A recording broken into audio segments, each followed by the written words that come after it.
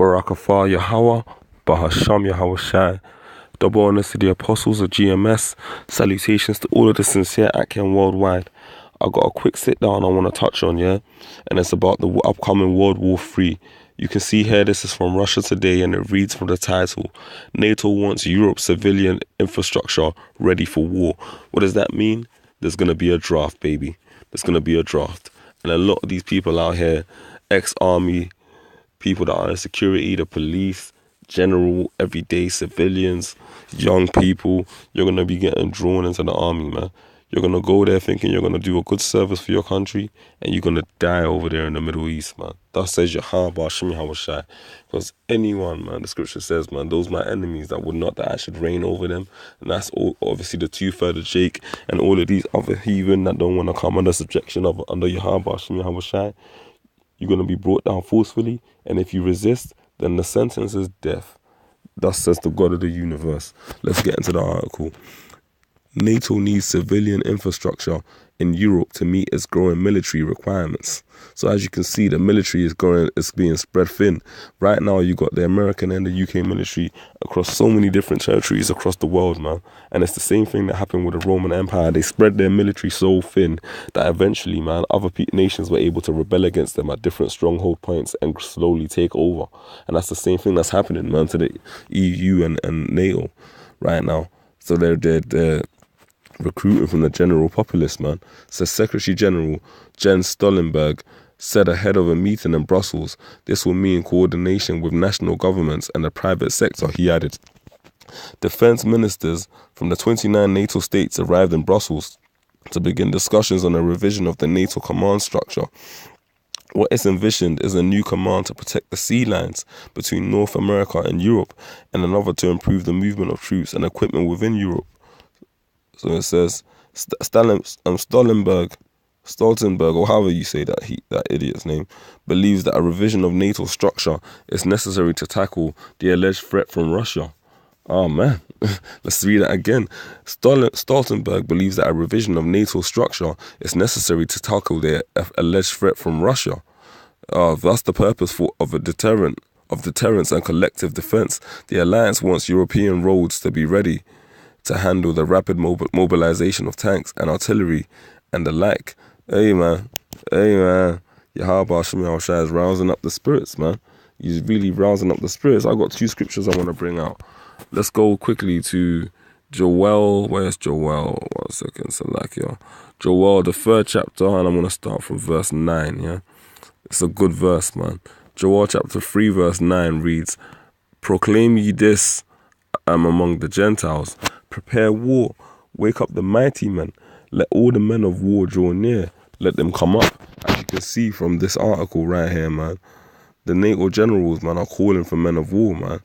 They're calling for people to fight. They're calling for people to help mobilize and get the roads ready, man, so they can march the tanks out. Why? Because that spirit of war is in the air, man. Barakafar Yahweh Shemi Hawashai. Another sign that our escape from this kingdom is ever so closer.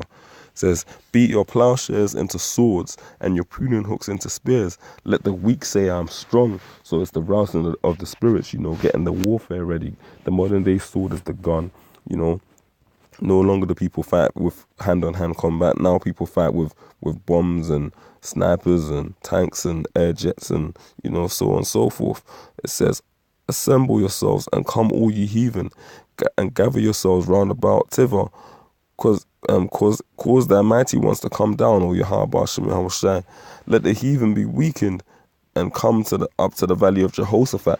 The valley of Jehoshaphat translates into Yahweh Shaphat, meaning the Most High's judgment.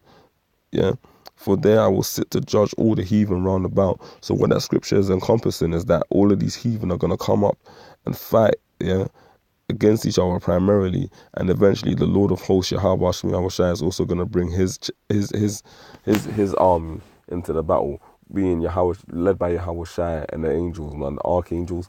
They're going to come down in legions, man, and take out these wicked nations, man, in the midst of their warfare. That's why it says, let the heathen be weakened and come to the valley of Jehoshaphat, the Most High's judgment. For there I will sit to judge all the heathen round about. The Most High speaking, saying he's going to sit there and judge the heathen. He's going to use them to destroy each other, and in the midst of that, he's going to send his son and the angels to finish up the job.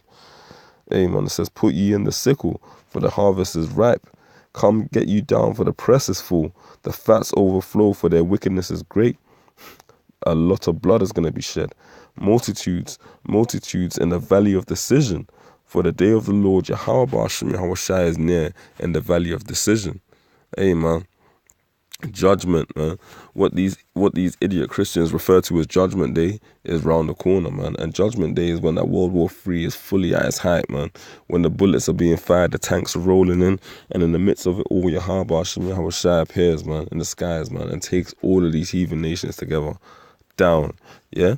Multitudes in the valley of decision. Yahweh Shaphat, the Most High's judgment. Yahweh's judgment. For the day of the Lord, Yahweh is near in the valley of decision. It says here, the sun and the moon shall be darkened, and the stars shall withdraw their shining. Hey, man, even before that, we've seen signs in the sky, you know, because in Genesis 1, it refers to that, you know, the signs in the sky of, you know, the times that we're coming into. But you know, the sun and the moon were darkened, man. The sun turned red at one point here in London. And then you got Esau trying to be all scientific about it, talking about because some particles from the desert, the Sahara, were blown into the sky. And I mean, you know, this Edomite likes to get all scientific with it and likes to just put everything down to a natural phenomenon or just a mistake in nature. But Yahweh regardless of how it happened, whether there was dust particles in the air that made the sun appear a certain type of way, guess what? To mankind, the sun still fucking turned red, man. You get me? Prophecy was still fulfilled, man. Like, you got this devil, man, talking about, no, but the physical sun did not. That's an Edomite for you, man. That's just the Edomite for you. But that's why they gotta be destroyed, and that's why Yahweh is rousing up the spirits, man, of these NATO commanders, man, to basically get these troops of theirs ready, because they're talking about a possible threat from Russia. But hey, man, that's all ordained by the Lord. Yahweh has got it in the spirit of these Russians to rouse up NATO. Obviously Babylon and NATO, you know, Babylon and her affiliates, and in the same way, he's put it in the spirit of these of these NATO nations, man, to rouse up Magog, which is obviously Russia. So this is Ezekiel 38, man, on that point, and verse 1. And the word of the Lord came unto me, saying, Son of man, set thy face against Gog, the land of Magog. Now Gog and Magog, you know, that's referring to Japhet, because Japhet originally lived in the land of Russia, until you had those Edomites that are now occupying the land. The Russians pushed them out, man. They're now those Edomites are now living in the land of Magog, which in modern day times is known as Russia. But if you look on the ancient map, man, I ain't gonna get into that now, but if you look on the ancient map, you'll see that was originally the land of Magog, named after a man called Magog. Anyway, says the chief prince of Meshach and Tubal, and prophesy against them. So the Most High told Ezekiel basically to prophesy against the inhabitants of that land, man. And who are the current inhabitants of the land? Like I said, the Russians, man. And say, thus says the Lord Yahweh, behold, I am against thee, O Gog, and the chief prince of Meshach and Tubal, and I will turn thee back. So, you know, since, you know, the previous kind of world wars, there's been a ceasefire between Russia and America. They're like two boxers that have been, you know, eyeing each other down, doing the press conferences, you know, all the little cold shots. Now they're actually about to enter the ring, and, you know, they're just sizing each other up, you know, staring each other down. But, you know, initially there was a ceasefire between the two nations, man. But Yahweh drew Russia back into it, man. And Putin, man, Putin was one of the cornerstones in that, because Putin just doesn't take no shit from America, man. Being Babylon, Putin was one of the ways in which the Most High Yahweh drew back Magog, man, which is the modern day Russians, because he put it in the spirit of their leader to just not tolerate shit and to call out America and all of the wickedness that they do, such as creating ISIS, going up in these foreign nations just to take their goods and their possessions, man. Hey, man, the Most High turned back, and he said, put hooks into thy jaws, and I will bring thee forth. So the Most High is actually drawing Russia out, man, through America. This is all war games. Exodus 15:3 tells you that the Most High is a man of war, man, and Yahweh is his name.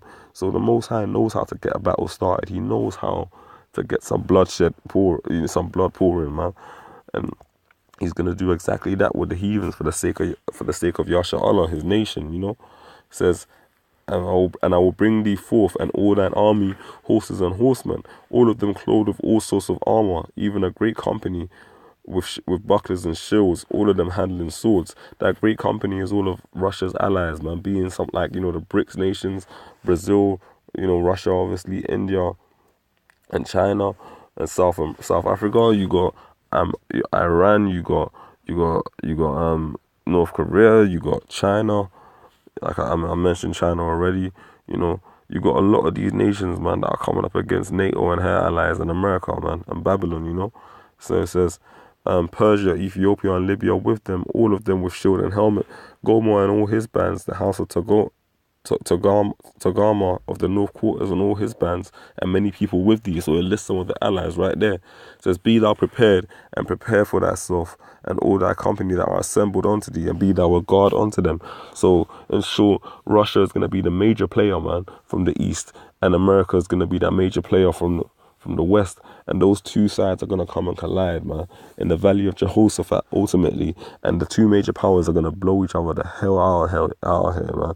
America's going to catch holy hell and totally be decimated. That place is going to be uninhabitable after this coming nuclear war. And don't get it twisted, Russia's going to get a lot of nukes too, man. So is the EU in general, London, of course, and a lot of other major cities out here, man.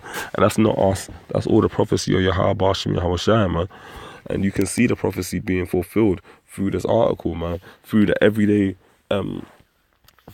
actions of these people out here, man. It says this is not only about commands. We also need to ensure that the roads and bridges are strong enough to take our largest vehicles, and that road networks are equipped for the rapid deployment of tanks and heavy equipment. Stoltenberg said Tuesday at the pre-ministerial press conference, NATO has military requirements for civilian infrastructure, and we need to update these to ensure that the current military needs are taken into account. NATO hopes that the national governments and their private sector will cooperate and take the measures necessary, emphasizing that the European Union has an important role to play. Oh man. Oh man, we have to be able to move troops across the Atlantic from North America to Europe, and it will include a command which is focused and responsible for the movement of troops within Europe, which is of course also of great importance, Stoltenberg said. NATO currently has 7 commands with a total of some 7,000 personnel, compared with 33 and 22,000 respectively at the height of the Cold War. Stoltenberg argued that a new structure is needed to adapt NATO's reality in the present security climate. You know, I ain't got to go into all of that, but you can see, man, that they're basically saying NATO has to strengthen its resources, man. NATO has to strengthen its strongholds, and it's coming, man. That World War III is coming. The Cold War is being fought. Like I said, it's like two boxers being in the ring, and they're literally sizing each other up, throwing little, jabs just to see who's being most responsive. And NATO in this situation are saying, we can't test Russia, man. We can't play with Russia. We got to be ready and on guard. So if they throw that jab, we're ready to block and then counter. And hey, the spirit of war's in the air, baby. The draft is coming back, man. You people are gonna die in that war. 2nd Ezra, the 13th chapter. I'm just gonna finish with this last scripture, man. I want to keep this quick. 2nd Ezra, the 13th chapter. I'm gonna read verse. Let's start from verse 31. And one shall undertake to fight against another, one city against another, one place against another, one people against another, and one realm against another. I'll read that again. 2nd Ezra, the 13th chapter and the 31st verse.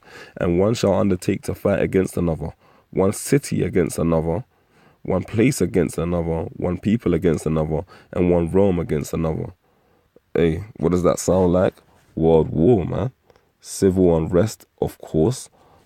City against city, one against another, one realm against another. Hey, you're going to have the realm of mankind try and fight against the realm of Yahweh Bashem Yahweh Shai. And you already know how that goes. How's the thing created going to fight its creator? But that's Esau for you, the damn devil. Because the scripture also says in Ezra that, the men were so afraid when they saw Yahweh Shai come off that great mountain, but they did fight. And he didn't even lift hand up, no sword, but just let open his mouth, and from his mouth proceeded fire. It's just a vision that Ezra saw about the ease at which Yahweh Bashem Yahweh Shai destroyed and decimated those soldiers, man. There's going to be battles of the realms, man. let's not forget that not only are these countries going to be fighting, not only are these superpowers being Babylon and Magog, in the modern day being America and Russia, and their allies going to be fighting, but they're all going to try and fight Yahweh Ba'ashem Yahushai when he returns, and the script's already been written. We know how that goes. Anyway, yeah, man. And the time shall be when these things come to pass, and the signs shall happen, which I showed thee before, and then shall my son be declared, whom thou sawest as a man ascending. Hey, man, meaning like when all of these things happen, when that world war's kicking off, the Most High's son is going to be declared, and he's going to come back in the midst of that, man. And when all the people hear his voice, every man shall in their own land leave the battle they have against one another. And in the end, an innumerable multitude shall be gathered together, as thou sawest them, willing to come and overcome him by fighting. So he's telling you that Most High is telling Ezra's division, saying everyone's going to leave that fight and try and come and fight against Yahushua. But he shall stand up upon the top of the mountain. So let me read that again. But he shall stand upon the top of Mount Zion, and Zion shall come and shall be showed to all men, being prepared and builded, like as thou sawest the hill graven without hands. And this my son shall rebuke the wicked inventions of those nations, which for their wicked life are fallen into the tempest. Let me read that again. And this my son shall rebuke the wicked inventions of those nations, which for their wicked life are fallen into the tempest, and shall lay before them their evil thoughts and their torments. I told you it was Yahweh Shaphat's judgment. Hey, man. Shall lay before them their evil thoughts and the torments wherewith they shall begin to be tormented, which are like unto a flame, and he shall destroy them which without labor by the law which is like unto me. Hey, man, that's that 2 Ezra 13, man. Beautiful chapter.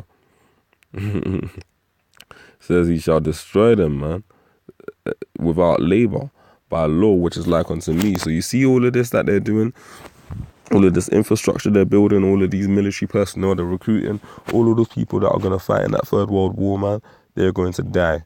If you got family members going to fight that Third World War, I don't give a fuck if it's G.I. Joe. They could be dodging bullets. It could be Neo from the Matrix, dodging bullets, jumping over tanks, throwing bombs at tanks, shooting like RPGs, flying, the fastest super jets out there, F-16s, whatever the hell have you, flying bombers.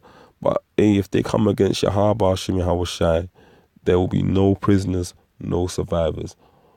The blood shall be as high as the horse's back, man. Hey. Says, I don't care if they have to, even if they survive against Russia, the Russians are not the major threat. Yahweh Ba'ashem Yahushai is, man.